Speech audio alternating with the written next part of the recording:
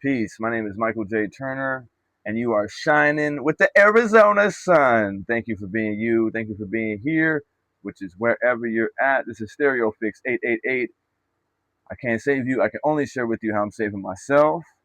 Right now, I'm studying universal law, how it applies to me, and I'm going to give you a rundown of the 13 laws I've identified which are most crucial to creating my desired reality, to me navigating this game of life. If you've been lost like me, this video is for you. If you're learning like me, this video is for you. I'm sharing with you how I'm saving myself and how these things apply to me. So without further ado, the 13 universal laws I've identified which apply most directly and significantly to me navigating the game called life, the matrix, if you will. All right, let's rock with it. And my story includes the lowest vibrations, the lowest versions of myself, and me transforming, ascending, and transcending this reality and moving on to the highest version of me, which is the ultimate work. Working on myself is the most difficult ultimate work. And forgive my crude setup, but we keeping it all the way live for you, authentico. Beginning with the law of one, the law of oneness, which indicates that all things are from the source, all things are a manifestation of that energy, God, if you will. So everywhere I look, it's some type of physical manifestation of the source. God is everywhere. God, as it says in the scripture, omnipresent, omniscient, so on and so forth. This is that law. And that includes you and I. Okay? Boom, made in God's image, right? So it's actually something to take comfort in, knowing that man didn't do this in actuality. This is just another, it's infinite ways that the source can manifest itself, okay, in the physical form. The next law, law two, vibration, constant motion. Everything is vibrating at a frequency. Everything is moving in some cycle or not, during some cycle or not, to some form of rhythm. And for you and I, for me, I mean, the most obvious is the sleep pattern. Awake, asleep, awake, asleep. But an object in motion prefers to stay in motion, and so on and so forth. Even on a molecular level, you could look at metals or things that seem like they're still. When you look close enough, you'll see that there is motion there as well. When you can look further into, see, this is something that a dimension that I am unable to perceive currently, and the same, I would assume the same for you. I can't look into something and see within it and the motion there, the vibration of it. But everything is vibrating, and that is the actuality of things. So this is the law, and they all correspond together and work together. Action, the law of action, right? For me, it indicates that things are aggregating a certain way or coming together a certain way for me, but there's a path I'm it's unfolding that I have to take action within, right? And it's like action alone can be what most of us probably lead with, or thought that that was the only way to approach things, right? Like I have to just work harder, work harder, work harder. Well, yes, action is essential because but the action should be fluid. I guess it shouldn't be. It should be more. It should be clear depending on my internal state. So it's a tough one for me because, but I guess in the end, it coincides with the idea that all things add up. All things come together to build over time. Small actions. It's the in the actuality. It takes time, right? And it takes time for things. So, but it's all about the small things. They all add up. They all add up to a vibration and a frequency. Okay, frequency is big with this. The universal laws all kind of come together to create a frequency for me. which is going to essentially add up to my desired reality. So the law of correspondence speaks on the as within, so without.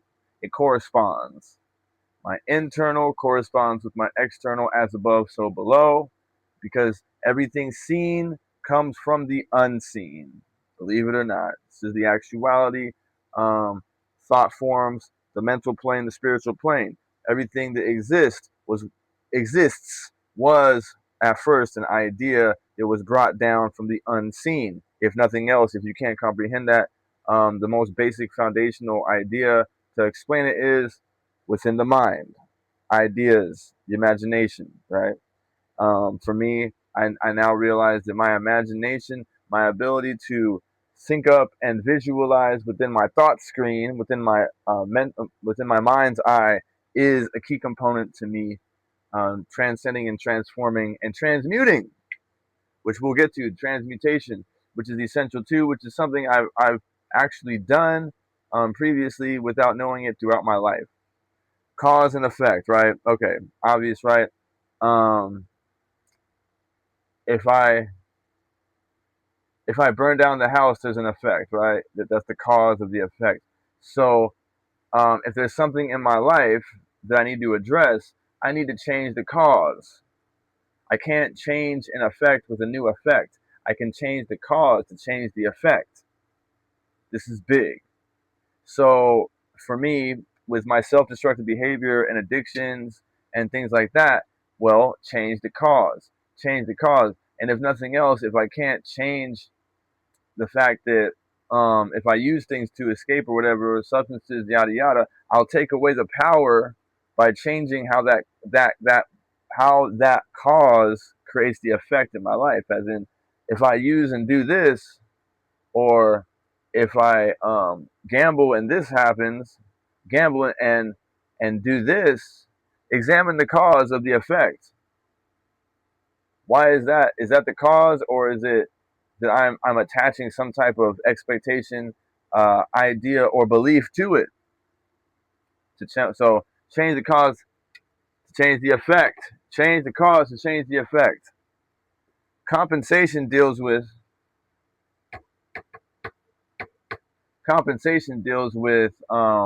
what I put out is what I get. I will be compensated, and there's no specific timeline for these things based on what goes around comes around. What I put out comes back.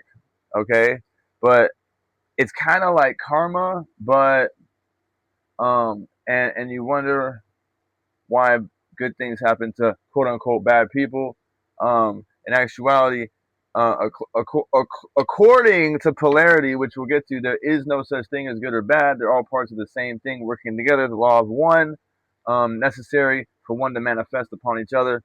But in compensation, I think it really has to do with energy and you know stuff like that, because that's why I do these works. That's why I create these pieces of content. That's why I make music. That's why I make art, because when I don't know what else to do, I just need to create.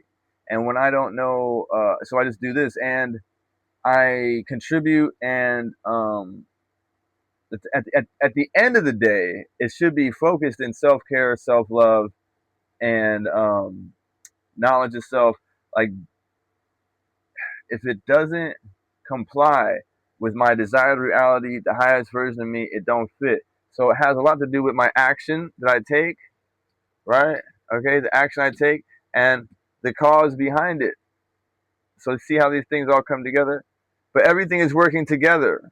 Everything. All things. Right? So moving forward, transmutation.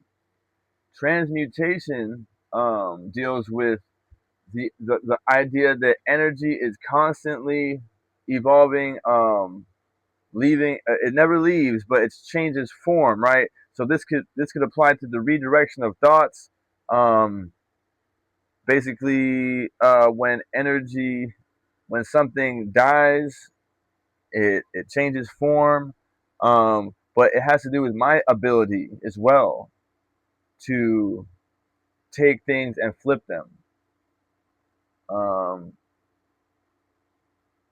Transmutation, perpetual transmutation. It's always changing. Change is the thing that's guaranteed. Things will constantly change. If nothing else, we could look at the seasons, right? Perpetual transmutation of energy. This is forever. This is always happening. We're always changing. We're always growing. We're always changing. Okay, so it's perpetual. This is the one thing that's guaranteed, and the ability to flow within that, which this kind of corresponds with rhythm to the next one, rhythm, because there's cycles to things. You can notice one thing I noticed was that based on the school system that we were dealing that we all went through in America generally, 4 years for each segment. And then I noticed after that, life kind of rearranges every 4 years as well, every 6 months as well. There's menstrual cycles, moon cycles that coincide with the cycles of the moon. Like I said, the seasons.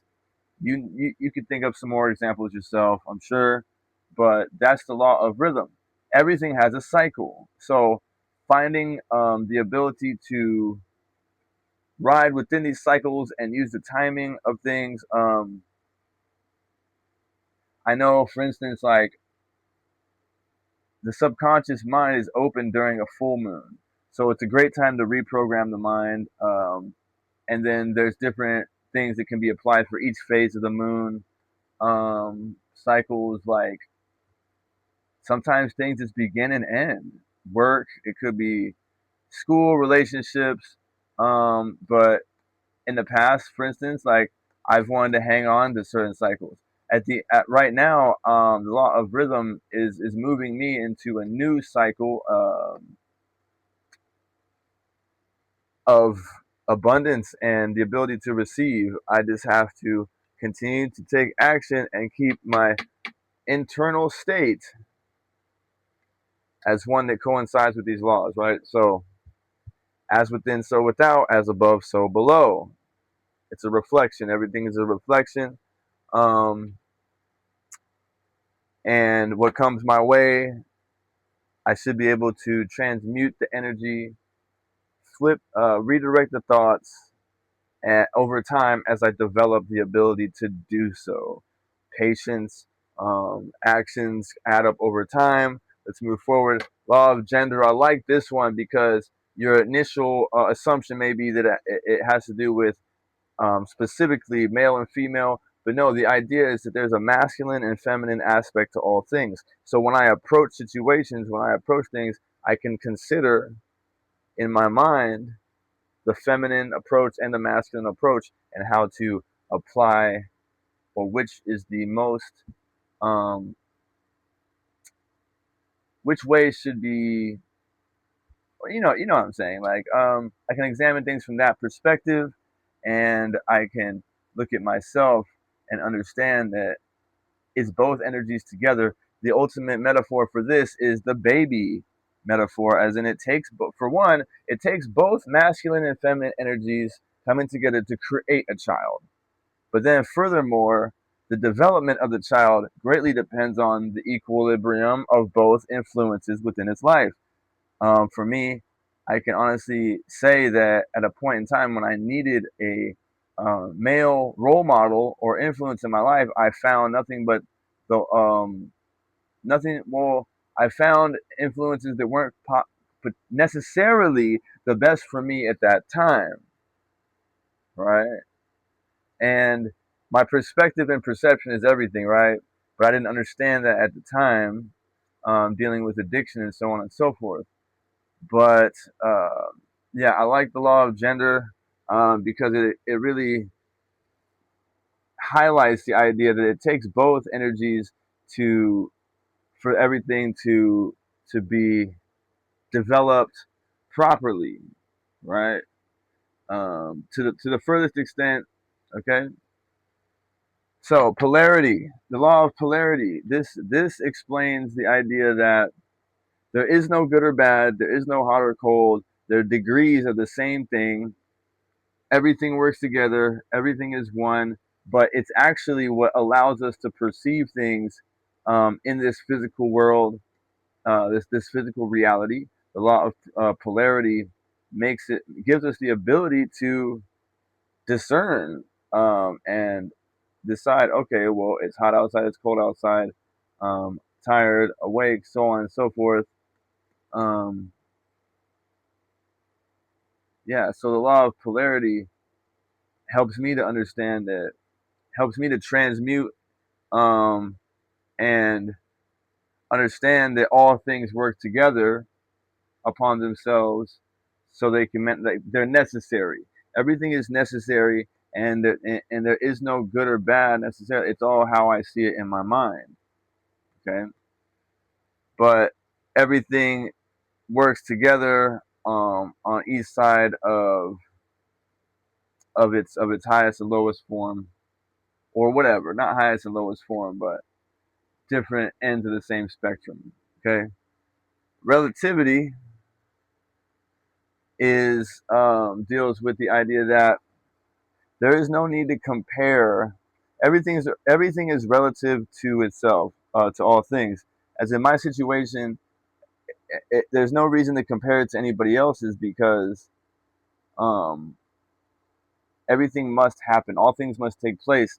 So, and everything is tied together through the law of oneness. Therefore, um, my situation is necessary and is what it is, and is no better or worse than anyone else's. So everything is relative to one another, and there is no comparison. There's no need to. There's no need to. So it should create a an atmosphere of compassion and empathy for all situations, and foster understanding um, and contentment. Because look, my experience and what I've come to, and my current reality, has nothing to do with anybody else's. So that should give some comfort to anyone out there who's really tripping about what they're going through. It's specific for you. Your personal legend is specific. Next, the law of attraction and manifestation is the last one. Okay, so law of attraction, which kind of coincides with correspondence, compensation, action, and vibration. But the law of attraction, you may have heard of this one. We are magnetic. We have energy fields, and based on who we know we are, our beliefs, and it's going to attract people, places, and things. The law of attraction,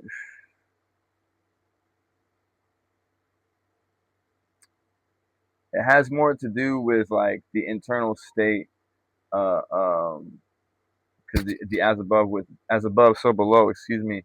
But we attract who we are, and thoughts, emotions, and patterns kind of create the the frequency that in turn attracts who we are. So it's inevitable, and I can absolutely attest to this idea based on my experience. Um, so the internal shift, man, the internal shift, because manifestation, as the final law that I'm going to talk about today, um, has to do with expectations, beliefs, being it now instead of waiting to see it within our eye, because the mind's eye, the imagination, uh, all these work together for manifestation. So it's not just about like what you think about. It has to do with everything works together. Um,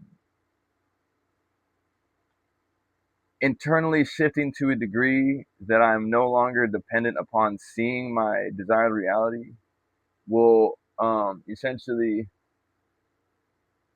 it creates the atmosphere for manifestation to take place. But like I said, expectations. Where's my other notes?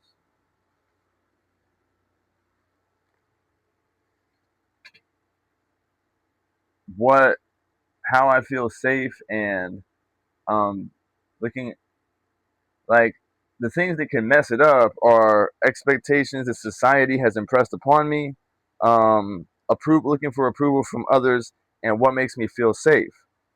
Fear is false evidence appearing real. So, like I said, be it now. Be the change that you want to see in the world and decide who you are and walk that walk. With that, that's all I got. My name is Michael J. Turner. This is Stereo Fix 888. Thank you for being you. Peace, love, and hair grease.